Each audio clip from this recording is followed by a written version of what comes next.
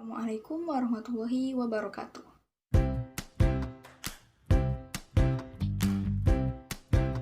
Nah, apa sih Pancasila?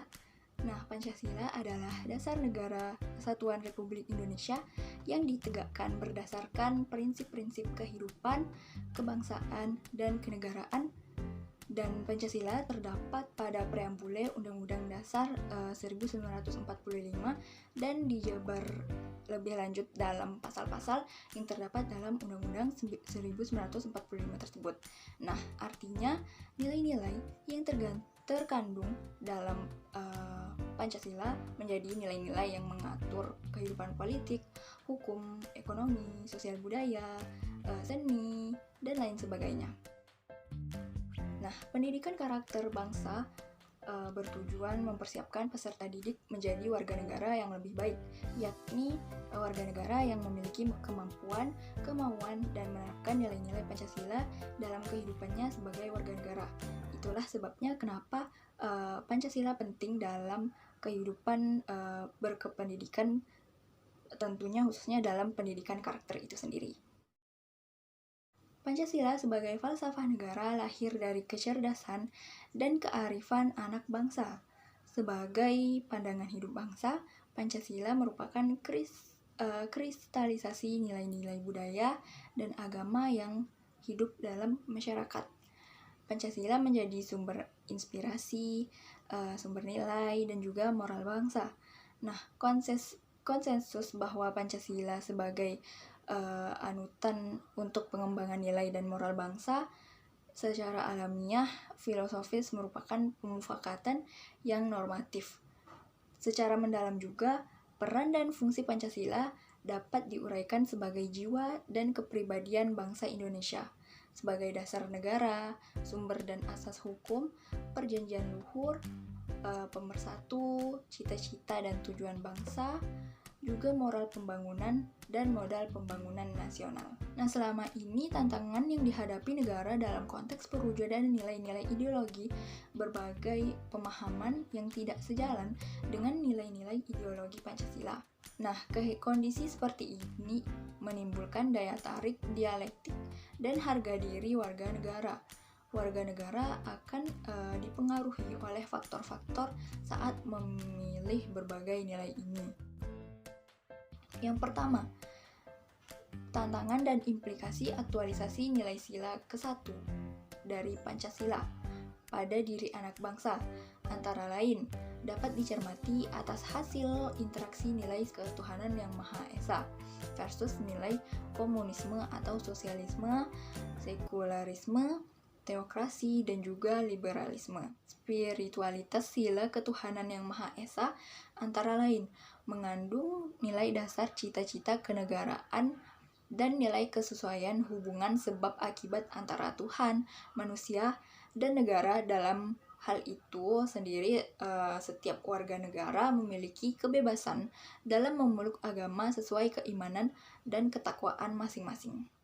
Yang kedua, tantangan dan implikasi aktualisasi nilai sila kedua Pancasila pada diri anak bangsa, antara lain hasil interaksi nilai kemanusiaan yang adil dan beradab versus fundamentalisme. Nah, sila kedua ini antara lain mengandung nilai pengakuan atas hakikat kodrat manusia baik sebagai makhluk individu maupun makhluk sosial. Dalam hal itu, bangsa Indonesia mengakui sebagai bagian dari umat manusia. Nah, aktualisasi nilai sila kedua ini adalah pengakuan atas hak-hak asasi manusia. Era keterbukaan informasi sekarang ini dimaknai secara bebas tanpa batas, sehingga tercatat beberapa hasil dari perilaku perundungan, pereksekusi, dan menghujat orang. Yang ketiga, tantangan dan implikasi aktualisasi nilai sila ketiga Pancasila pada diri anak bangsa antara lain dapat dicermati atas hasil interaksi nilai persatuan Indonesia versus nilai hegemoni komunitas dan pesimisme. Nah, sila ketiga ini mengandung nilai kebersamaan dan keragaman dan terikat dalam kesatuan integral sebagai suatu bangsa yang merdeka bernama Indonesia. Nah, dalam hal itu dipahami keanekaragaman Indonesia meliputi manusia, keluarga, kelompok, golongan, juga suku bangsa, keragaman wilayah, namun menjadi satu kesatuan integral baik lahir maupun batin. Nah, yang keempat, tantangan dan implikasi aktualisasi nilai sila keempat dari Pancasila pada diri anak bangsa antara lain dapat dicermati atas hasil interaksi nilai kerakyatan yang dipimpin oleh kebijaksanaan dalam permusyawaratan perwakilan versus nilai liberalisme dan hegemoni. Nah, sila keempat ini mengandung nilai penghormatan terhadap demokrasi disertai tanggung jawab kepada Tuhan Yang Maha Esa, menjunjung dan memperkokoh persatuan dan kesatuan bangsa, serta tujuan untuk mewujudkan kesejahteraan dalam hidup bersama. Tantangan aktualisasi nilai sila keempat terlihat dari praktik politik identitas, politik irasional, dan juga politik uang. Nah, politik identitas sendiri adalah praktik demokrasi yang didasarkan pada sentimen primordial. Yang kelima, tantangan dan implikasi aktualisasi nilai sila kelima dari Pancasila pada diri anak bangsa, antara lain dapat dicermati atas hasil interaksi nilai keadilan sosial bagi seluruh rakyat Indonesia versus nilai kapitalisme, hedonisme, dan individualisme. Sila kelima mengandung nilai keadilan untuk mewujudkan hidup bersama, baik bermasyarakat, berbangsa, maupun bernegara. Tantangan aktualisasi sila kelima ini sendiri terlihat dari pola peran kaum pemilik modal dalam menguasai pasar, sehingga masyarakat kelas bawah dengan notabene bermodal kecil semakin terpinggir.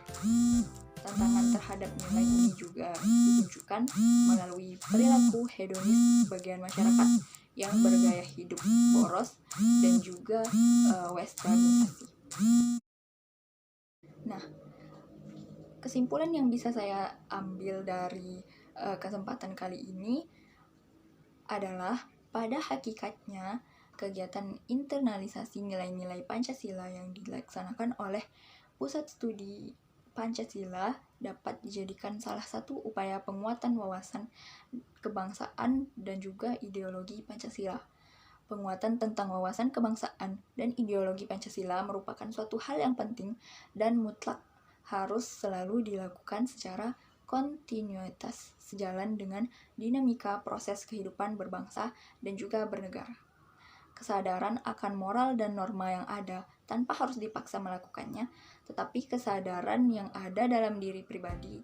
Demikian juga dengan masyarakat dapat mensosialisasi pemahaman akan nilai-nilai yang sudah mereka dapatkan selama mungkin belajar di sekolah, juga teori yang didapat misalnya dari televisi atau pendidikan Pancasila kewarganegaraan harus dipraktekkan oleh setiap individu warga negara Indonesia agar terrealisasi dan jelas dampak positif yang sudah diterima dan dipahami secara nyata. Baiklah, itu saja yang bisa saya sampaikan pada kesempatan kali ini. Apabila terdapat banyak kesalahan, saya mohon maaf. Saya akhiri dengan wabillahi taufik wal hidayah. Wassalamualaikum warahmatullahi wabarakatuh.